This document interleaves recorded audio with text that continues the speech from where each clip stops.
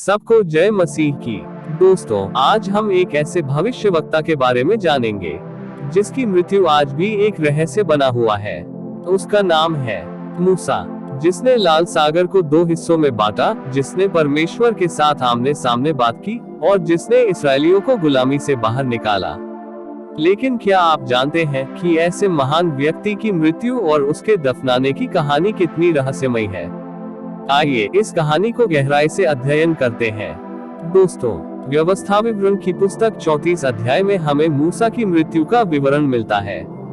परमेश्वर मूसा को मोआब देश में नेबो पहाड़ पर जाने की आज्ञा दी। वहां से मूसा को वह प्रतिज्ञा का देश अर्थात कनान देश दिखाया, जो वह 40 वर्षों से अपने लोगों का मार्गदर्शन कर रहा था। लेकिन परमेश्वर ने मूसा से कहा कि तुम उस प्रतिज्ञा वाले देश में प्रवेश नहीं कर पाओगे।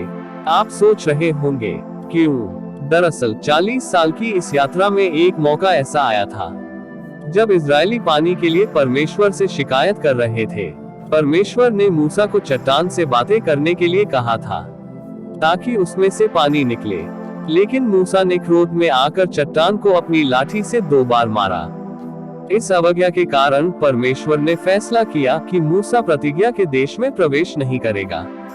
और फिर उसी नेबो पहाड़ पर 120 साल की उम्र में मूसा की मृत्यु हो जाती है। बाइबल कहती है कि उसकी आंखें कमजोर नहीं हुई थी और न ही उसकी शक्ति कम हुई थी। वह पूरी तरह से स्वस्थ था, लेकिन परमेश्वर की इच्छा के अनुसार उसका समय पूरा हो चुका था। दोस्तों, यहाँ से कहानी में एक रहस्यमय मोड़ आता है। व्यवस्था विवरण 34:6 में लिखा है, परमेश्वर ने उसे मोआब देश के एक घाटी में बेतपोर के सामने दफनाया, परंतु आज तक कोई नहीं जानता उसका कब्र कहां पर है। यह वाकई एक चौंकाने वाला सत्य है। परमेश्वर ने खुद उसे दफनाया और उसकी कब्र को रहस्यमयी बना दिया। ऐसा क्यों? क्योंकि अगर मूसा की कब्र का पता होता तो इजरायली लोग उसे एक पवित्र स्थान मानकर उसकी पूजा करना शुरू कर देता। बाइबल हमें बार बार मूर्ति पूजा के खिलाफ चेतावनी देती है। परमेश्वर नहीं चाहते थे कि उनके लोग मूसा की कब्र की पूजा करें, बल्कि केवल उनकी ही आराधना करें। मूसा परमेश्वर का एक सेवक था, न कि कोई देवता।